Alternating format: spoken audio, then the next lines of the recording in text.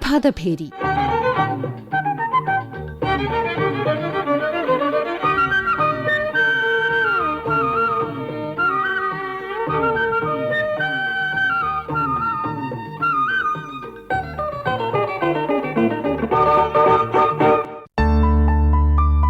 ഇന്നു മുതൽ ജനസംഖ്യാ കണക്കെടുപ്പിന്റെ സെൽഫ് എന്യൂമറേഷൻ പ്രവർത്തനങ്ങൾ തുടങ്ങുന്നു. രാജ്യത്തിന്റെ ജനസംഖ്യ അപ്ഡേറ്റ് ചെയ്യാനും ഭാവി വികസന പദ്ധതികൾ നിലവിലുള്ളതും കൃത്യവുമായ വിവരങ്ങളുടെ അടിസ്ഥാനത്തിൽ തയ്യാറാക്കപ്പെടുന്നുണ്ട് എന്നുറപ്പാക്കാനും അവസരം നൽകുന്നതാണ് ഈ കണക്കെടുപ്പ്. ഈ നൂറ്റാണ്ടിന്റെ ആദ്യ ദശകത്തിലെ ഇന്ത്യയല്ല ഇന്നത്തെ ഇന്ത്യ. നഗരങ്ങൾ വികസിച്ചു, ഗ്രാമങ്ങൾ മാറി, കുടുംബങ്ങൾ ചെറുതായി, ആയുർദൈർഘ്യം വർദ്ധിച്ചു. ഡിജിറ്റൽ സാങ്കേതികവിദ്യ ദൈനംദിന ജീവിതത്തെ മാറ്റിമറിച്ചു.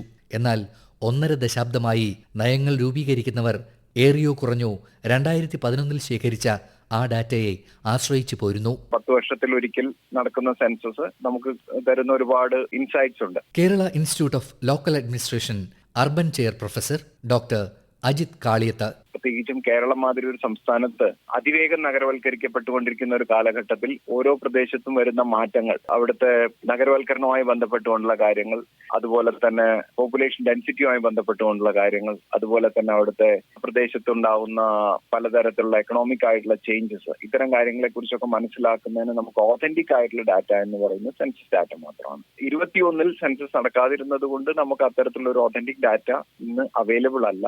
അത് തീർച്ചയായും നമ്മുടെ നഗരവൽക്കരണമായിട്ടുള്ള നമ്മുടെ പ്രതികരണം, അതിനെ എങ്ങനെ മാനേജ് ചെയ്യാം, അതിനെ അഡ്രസ് ചെയ്യാം, അതിന്റെ പലതരത്തിലുള്ള ചാലഞ്ചസ് അത് മറികടക്കുന്നതിനുള്ള ഒരു പര്യാപ്തത നമുക്ക് കുറവായിട്ടുണ്ട്.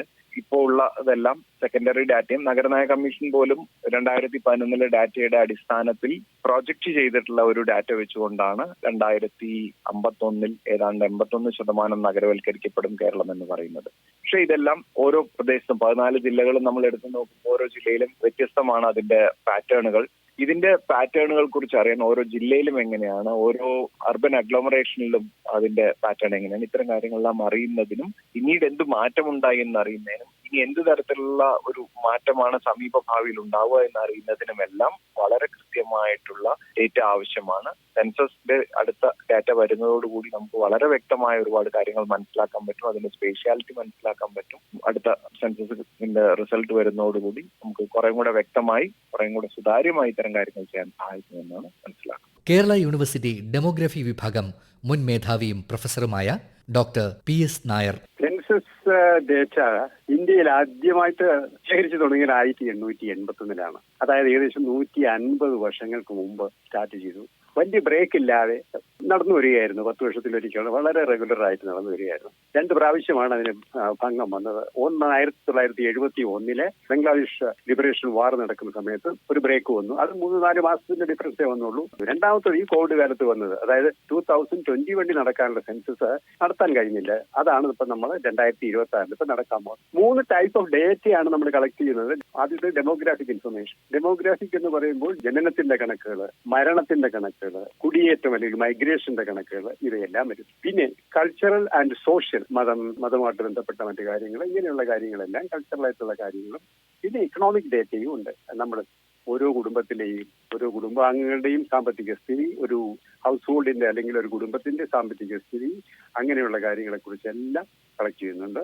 സെൻസസ് ആസൂത്രണത്തിന്റെയും ഭരണത്തിന്റെയും നട്ടെല്ലാണ്. സ്കൂളുകൾ, ആശുപത്രികൾ, റോഡുകൾ തുടങ്ങി ക്ഷേമ പദ്ധതികളുടെ അടിസ്ഥാനം വരെ ജനസംഖ്യാ കണക്കെടുപ്പാണ്. ജനസംഖ്യാ വളർച്ച, സംസ്ഥാനത്തിനകത്തേക്കും പുറത്തേക്കുമുള്ള കുടിയേറ്റ രീതികൾ, താമസ സാഹചര്യങ്ങൾ, വിദ്യാഭ്യാസ രംഗത്തെ കുതിപ്പ്, തൊഴിൽ പ്രവണതകൾ, അടിസ്ഥാന സൗകര്യങ്ങളുടെ ലഭ്യത എന്നിവ മനസ്സിലാക്കാൻ സർക്കാരുകൾ ഈ കണക്കുകളെ ആശ്രയിക്കുന്നു.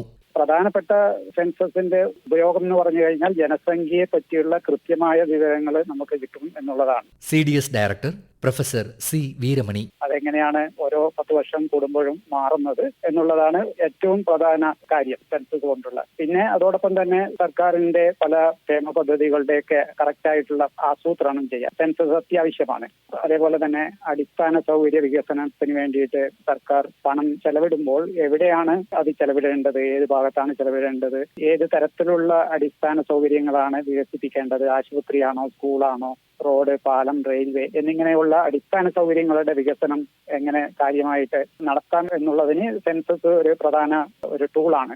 അതേപോലെ തന്നെ നമ്മുടെ രാജ്യത്ത് നടക്കുന്ന വിദ്യാഭ്യാസം, അതിൽ ലഭിക്കുന്ന നേട്ടങ്ങൾ, സാക്ഷരത, തൊഴിൽ രംഗത്തുള്ള മാറ്റങ്ങൾ, കുടിയേറ്റത്തിലുള്ള ട്രെൻഡുകൾ തുടങ്ങിയ അത്യാവശ്യ എല്ലാ വിവരങ്ങളും സെൻസസ് കൊണ്ട് നമുക്ക് കിട്ടും. പിന്നെ അതേപോലെ തന്നെ ഗവൺമെന്റിന്റെ ധനസഹായം, പല ക്ഷേമ പദ്ധതികൾക്കും ഗവൺമെന്റ് ധനസഹായം കൊടുക്കുമ്പോൾ അത് ആവശ്യാനുസരണത്തിന് വിതരണം ചെയ്യുന്നതിന് വേണ്ടിയിട്ട് സെൻസസ് വളരെ ഇമ്പോർട്ടന്റ് ആണ്. അതേപോലെ തന്നെ സാമ്പത്തികമായിട്ടുള്ളതും സാമൂഹികവുമായിട്ടുള്ള വികസന നയങ്ങൾ രൂപീകരിക്കാനും സെൻസസ് അത്യാവശ്യമാണ്. പിന്നെ ഗവേഷകർക്ക് അവർ നടത്തുന്ന പഠനങ്ങൾക്കും മറ്റും കിട്ടേണ്ടുന്ന വിവരങ്ങൾ, അതായത് ഡാറ്റാബേസ് പ്രൊവൈഡ് ചെയ്യാൻ സെൻസസ് വളരെ വളരെ ഇമ്പോർട്ടന്റ് ആണ്. പിന്നെ വികസന പുരോഗതി വിലയിരുത്താൻ, ഓരോ 10 വർഷം കഴിയുമ്പോഴും രാജ്യത്ത് എങ്ങനെയാണ് വികസനം മുന്നോട്ട് പോകുന്നത്, ഭാവി പദ്ധതികൾ എങ്ങനെ പ്ലാൻ ചെയ്യണം, എങ്ങനെ അതൊക്കെ തയ്യാറാക്കണം എന്നുള്ള പല കാര്യങ്ങൾക്കും സെൻസസ് അത്യാവശ്യമാണ്. കേരളത്തെ സംബന്ധിച്ചിടത്തോളം ഈ പ്രക്രിയയ്ക്ക് പ്രത്യേക പ്രാധാന്യമുണ്ട്.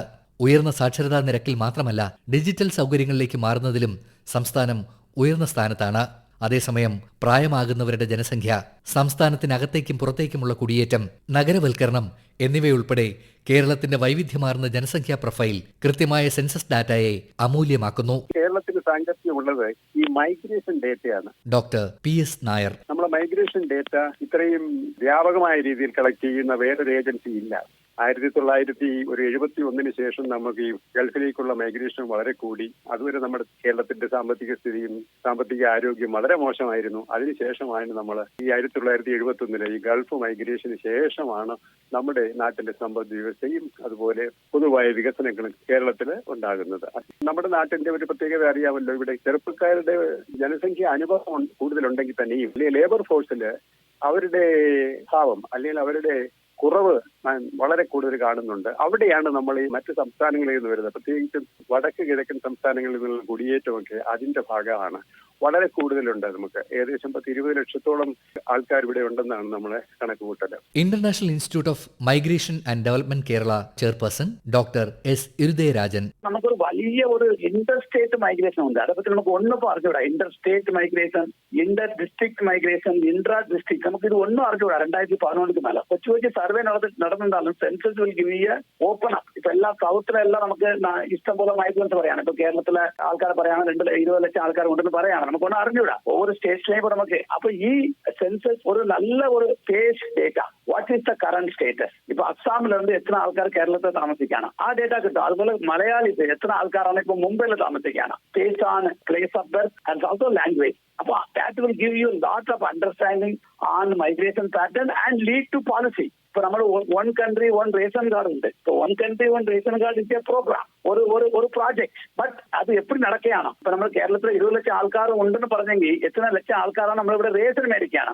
അത് മേടിച്ചില്ലെങ്കിൽ വാട്ട് ഈസ് ദ പ്രോബ്ലം. അപ്പൊ നമുക്ക് ഈ data will have very great impact for the country and for the state. പരമ്പരാഗത സെൻസസ് പ്രക്രിയയെ ഡിജിറ്റൽ സാങ്കേതിക വിദ്യയുമായി സംയോജിപ്പിച്ച് അവതരിപ്പിക്കുന്നു എന്നതാണ് ഇത്തവണത്തെ പ്രത്യേകത.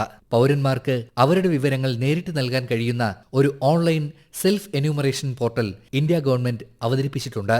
പഴയതുപോലെ വീടുകൾ സന്ദർശിച്ചുള്ള സ്ഥിരീകരണ പ്രക്രിയയ്ക്കൊപ്പം സെൽഫ് എന്യൂമറേഷൻ സൗകര്യവും ഇത്തവണ ലഭ്യമാണ്. ഇപ്പോൾ ഭാരത സെൻസസ് 2027 ഒന്നാം ഘട്ടമായ വീടുകളുടെ പട്ടിക തയ്യാറാക്കലും വീടുകളുടെ സെൻസസും, അതായത് house listing and housing census കേരളത്തിൽ ജൂലൈ 1 മുതൽ 30 വരെയാണ് നടത്തുന്നത്. Census operation Kerala deputy director Nisha VC. ഈ സെൻസസിന് ഒരു പ്രത്യേകത കൂടിയുണ്ട്. ഇന്ത്യയിലെ ആദ്യത്തെ ഡിജിറ്റൽ സെൻസസ് ആണ് 2027 സെൻസസ്. എന്യൂമറേറ്റർമാർ വിവരങ്ങൾ ശേഖരിക്കുന്നത് മൊബൈൽ ആപ്പ് ഉപയോഗിച്ചിട്ടാണ്. ഇത്തവണ നമുക്കൊരു പുതിയ ഫെസിലിറ്റിയും കൂടെ അവൈലബിൾ ആയിട്ടുണ്ട്. അതായത് ഓരോ കുടുംബത്തിനും അവരുടെ വിവരങ്ങൾ സ്വയം നൽകാൻ ഒരു സെൽഫ് എന്യൂമറേഷൻ പോർട്ടൽ കൂടി ലഭ്യമാക്കിയിട്ടുണ്ട്. se.census.gov.in എന്നാണ് ആ പോർട്ടലിലേക്ക് കയറുന്നതിനുള്ള നമുക്ക് അതിന്റെ ID. ജൂൺ 16 മുതൽ 30 വരെയാണ് അതിന്റെ സമയം. അതായത് ഇന്നാണ് നമുക്ക് സെൽഫ് എന്യൂമറേഷൻ നടത്താനുള്ള സമയം. അപ്പൊ ആദ്യഘട്ടത്തിൽ നമ്മൾ വീടിനെ സംബന്ധിക്കുന്ന വിവരങ്ങളാണ് നൽകേണ്ടത്. അപ്പൊ കുടുംബത്തിലെ ഏതെങ്കിലും ഒരു അംഗത്തിന് സ്വന്തം മൊബൈൽ നമ്പർ ഉപയോഗിച്ച് നമുക്ക് ഈ പോർട്ടലിൽ ലോഗിൻ ചെയ്യാം. ലോഗിൻ ചെയ്തിട്ട് അവരുടെ വിവരങ്ങൾ, കുടുംബത്തിന് ആ വീടിനെ സംബന്ധിക്കുന്ന വിവരങ്ങളെല്ലാം സമർപ്പിക്കാവുന്നതാണ്. നമ്മൾ അതെല്ലാം നൽകി കഴിഞ്ഞാൽ നമുക്കൊരു 11 അക്കമുള്ള സെൽഫ് എന്യൂമറേഷൻ ID ജനറേറ്റ് ആകും. നമുക്കൊരു 29 ക്വസ്റ്റ്യൻസ് ആണ് നമുക്കിതിൽ ഉള്ളിൽ കയറുമ്പോൾ സെൽഫ് എന്യൂമറേഷൻ പോർട്ടൽ വഴി നമുക്ക് ഫില്ല് ചെയ്യാനുള്ളത്. ഈ നമ്മൾ ജനറേറ്റ് ചെയ്തിട്ടുള്ള ID നമ്മുടെ വീടുകളിൽ എന്യൂമറേറ്റർമാർ ജൂലൈ 1 മുതൽ 30 വരെ വരും. അപ്പൊ ഉദ്യോഗസ്ഥർ വരുമ്പം നമ്മൾ സെൽഫ് എന്യൂമറേഷൻ ചെയ്തിട്ടുള്ള വീടുകളാണെങ്കിൽ നമ്മൾ ഈ സെൽഫ് എന്യൂമറേഷൻ ID അവരുമായിട്ട് ഷെയർ ചെയ്യാം. അപ്പൊ അവര് ആ സെൽഫ് എന്യൂമറേഷൻ ID അവരുടെ മൊബൈൽ ആപ്പിൽ കൊടുത്തു കഴിഞ്ഞാൽ അവർക്ക് നിങ്ങൾ ഫില്ല് ചെയ്തിട്ടുള്ള ഡാറ്റ ഫിറ്റ് ചെയ്യാനായിട്ട് പറ്റും. അങ്ങനെ ആ ഡാറ്റ അവർ വെരിഫൈ ചെയ്തിട്ടത് വാലിഡേറ്റ് ചെയ്യുകയും സെൻസസ് ഡാറ്റയിലേക്ക് ആഡ് ആവുകയും ചെയ്യും. സെൻസസിന്റെ പ്രധാനമായിട്ടുള്ള ഒരു കാര്യം എന്ന് പറഞ്ഞാൽ നമ്മൾ ഡ്യൂപ്ലിക്കേഷനോ അതുപോലെ ഒമിഷനോ ഉണ്ടാവരുതെന്നുള്ളതാണ്. നമ്മൾ എവിടെയാണോ പതിവായി താമസിക്കുന്നത് അവിടെയാണ് നമ്മുടെ വിവരങ്ങൾ സമർപ്പിക്കേണ്ടത്. സെൻസസിനെ പലപ്പോഴും ഒരു സ്റ്റാറ്റിസ്റ്റിക്കൽ പ്രക്രിയ എന്നാണ് വിശേഷിപ്പിക്കാറെങ്കിലും അതിന്റെ ഗുണഫലങ്ങൾ ജനാധിപത്യത്തെ ശക്തിപ്പെടുത്തും. ഒരു സെൻസസ് ഷെഡ്യൂളിലെ ഓരോ എൻട്രിയും ഒരു കുടുംബം, ഒരു ഉപജീവന മാർഗം, ഒരു വീട്, ഒരു സ്വപ്നം, അല്ലെങ്കിൽ അവർ നേരിടുന്ന ഒരു വെല്ലുവിളി എന്നിവയെ അടയാളപ്പെടുത്തുന്നുണ്ട്. ഈ വ്യക്തിഗത വരകൾ ഒരുമിച്ച് വരുമ്പോൾ അവ രാജ്യത്തിന്റെ ഒരു സമഗ്രമായ ചിത്രം നൽകുന്നു.